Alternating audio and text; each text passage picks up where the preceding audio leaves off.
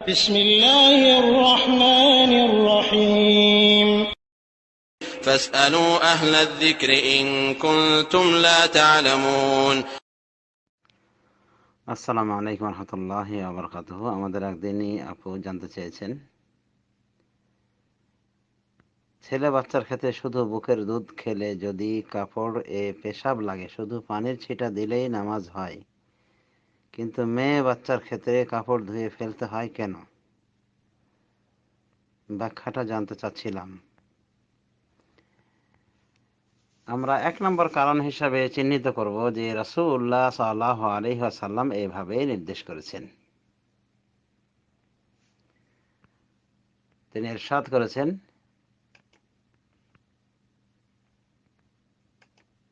ইউগসাল মিন বাউলিল জারিয়াতে ওয়া ইউরাশশু মিন বাউলিল গোলাম। বাচ্চা মেয়ের পেশাবে ধৌত করা লাগবে, আর বাচ্চা ছেলের পেশাবে পানি ছিটা দেওয়া লাগবে। আবু দাউদ, নাসাঈ, তিরমিজি ইত্যাদির হাদিস, এবং হাদিসটি সহিহ। শুধু তাই নয়, বুখারী শরীফের হাদিসে এসেছে রাসূলুল্লাহ সাল্লাল্লাহু আলাইহি ওয়াসাল্লাম তার কোলে একটি বাচ্চা রাখা হয়,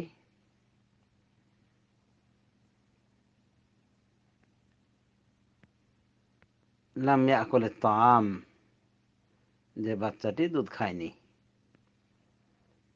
উম্মে কাইস বিনতে মেহসান থেকে বর্ণিত, তিনি একটি বাচ্চা নিয়ে আসেন, তার ছোট্ট বাচ্চা যে খাদ্য খায়নি। রাসূলুল্লাহ সাল্লাল্লাহু আলাইহি ওয়াসাল্লাম করে নিয়ে আসেন এই বাচ্চাটিকে। ফাআজলাসাহু রাসূলুল্লাহ সাল্লাল্লাহু আলাইহি ওয়াসাল্লাম ফি হিজরিহি, তখন রাসূলুল্লাহ সাল্লাল্লাহু আলাইহি ওয়াসাল্লাম তাকে তার কোলে বসিয়ে দেন।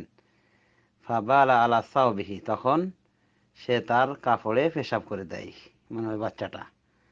ফাদা বিমাইন ফানাদাহু ওয়া লাম ইয়াগসিলহু, তখন রাসূলুল্লাহ সাল্লাল্লাহু আলাইহি ওয়াসাল্লাম পানি নিয়ে আসতে বললেন এবং সেখানে পানি ছিটা দিলেন। ওয়া লাম ইয়াগসিলহু, আর সেটা ধৌত করলেন না।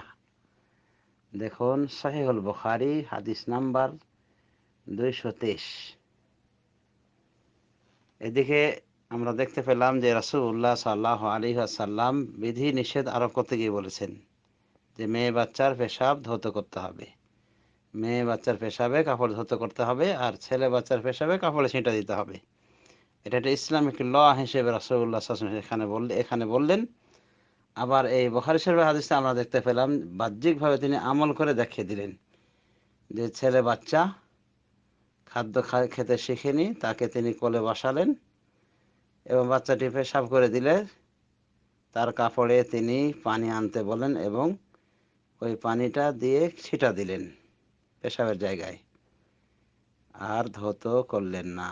তো এটাই হলো দলিল যে রাসূলুল্লাহ সাল্লাল্লাহু আলাইহি ওয়াসাল্লাম এমনটি বলেছেন, এমনটি করেছেন। এটাই হলো প্রধান কারণ একজন মুমিন বান্দার জন্য। ইন্নামা ক্বালাল মুমিনুনা ইযা দু'আ ইলাল্লাহি আন ইয়াকুলু সামি'না ওয়া আতা'না। ইন্নামা কানা ক্বালাল মুমিনিনা ইযা দু'আ ইলাল্লাহি ওয়া ইলা রাসূলিহি আন ইয়াকুলু সামি'না ওয়া আতা'না। মুমিনদের কর্ম হলো, মুমিনদের তো কথাই হলো, যখন তাদেরকে আল্লাহ এবং রাসূলের দিকে ডাকা হয় তখন তারা কি বলে? সামি'না ওয়া আতা'না, আমরা শুনলাম এবং মেনে নিলাম।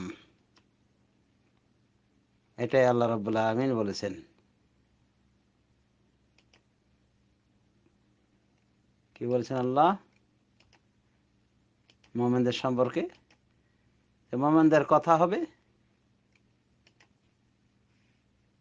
যে তারা বলবে যে আমরা শুনে নিলাম, মেনে নিলাম। সুতরাং এটাই হলো এক নম্বর কারণ যে রাসূলুল্লাহ সাল্লাল্লাহু আলাইহি ওয়াসাল্লাম এমনটি করেছেন, এমনটি করতে বলেছেন। এখন কথা হলো যে আমরা যদি কোনো হিকমত জানতে পারি এই বিধি সম্পর্কে, সেটা আরো ভালো কথা, আর না জানলে কোনো অসুবিধা নাই। কারণ আল্লাহ তো বলে দিয়েছেন মুমিনদের চরিত্র সম্পর্কে, ইন্নামা কানা ক্বালাল মুমিনুনা ইযা দু'আ ইলাল্লাহি ওয়া রাসূলিহি লিয়াহকুমা বাইনাহুম আন ইয়াকুলু সামি'না ওয়া আতা'না ওয়া উলাইকা হুমুল মুফলিহুন। আল্লাহ কি বলছেন, যে মুমিনদের তো কথাই হলো, যখন তাদেরকে আল্লাহ এবং রাসূলের দিকে ডাকা হয়, তার রাসূলের দিকে ডাকা হয় ফায়সালা করার জন্য তাদের মাঝে, তখন তারা কি বলে, সামি'না ওয়া আতা'না, আমরা শুনলাম এবং মেনে নিলাম, ওয়া উলাইকা হুমুল মুফলিহুন, এবং ওরাই হলো সফল কাম, প্রকৃত সফল কাম।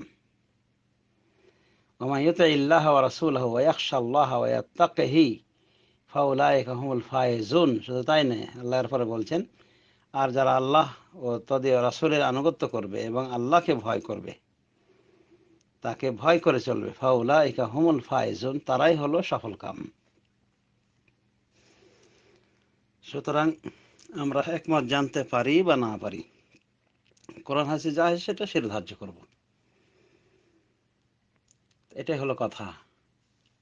কোনো এতেরাজ করব না, তবে হেকমত জানার চেষ্টা করব। সম্ভবত যিনি ইবন হেকমত জানতে চেয়েছেন এখানে, তো হেকমত হিসেবে কেউ কেউ এটা বলেছেন যে ছেলের সৃষ্টি মূলত আদম আলাইহিস সালাম থেকে, আর আদম আলাইহিস সালাম মাটির তৈরি, আর মেয়েদের সৃষ্টি হাড্ডি থেকে, কারণ আদম আলাইহিস সালামের বাম পাজরের হাড্ডি থেকে তৈরি করা হয়েছে, আর হাড্ডি ইত্যাদি পচনশীল, হাড্ডি মাংস ইত্যাদি পচনশীল,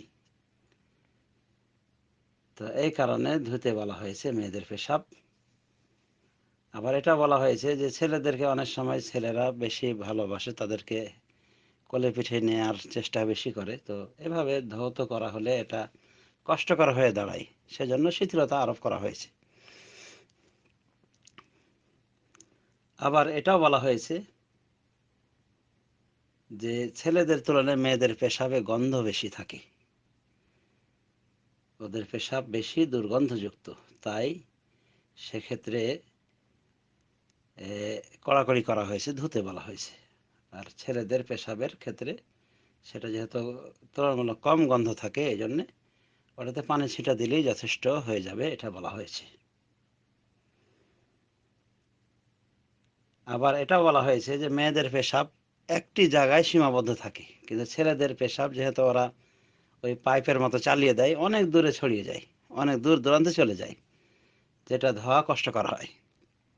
তাই মেয়েদের পেশাব, বাচ্চা মেয়ের পেশাব ধৌত করার কথা বলা হয়েছে, বাচ্চা মেয়ের পেশাবে কাপড় ধৌত করতে বলা হয়েছে, আর ছেলের পেশাবের ক্ষেত্রে পানি ছেড়ে দিতে বলা হয়েছে, কারণ ওটা বিভিন্ন জায়গায় ছড়িয়ে ছিটিয়ে যায়, সে কারণে আর কষ্টকর হয় তখন। তো যাই হোক, এগুলো হেকমত, এগুলো একটা রাসূলুল্লাহ সাল্লাল্লাহু আলাইহি ওয়াসাল্লাম থেকে বর্ণিত নয়, উলামায়ে দ্বীন বাহাস করে, ব্যাখ্যা করে, গবেষণা করে বের করেছেন। এগুলো সত্য হতে পারে, কোনটা বাস্তবতা বিরোধীও হতে পারে। আলা কুল্লি হাল, সব থেকে প্রধান কারণ একজন মুমিনের জন্য যে আল্লাহ এবং তার রাসূল এভাবে বলেছেন, সুতরাং আমরা এভাবে এটাকে শিরোধার্য করে মেনে নেব। আশা করি উত্তর পেয়েছেন। ধন্যবাদ।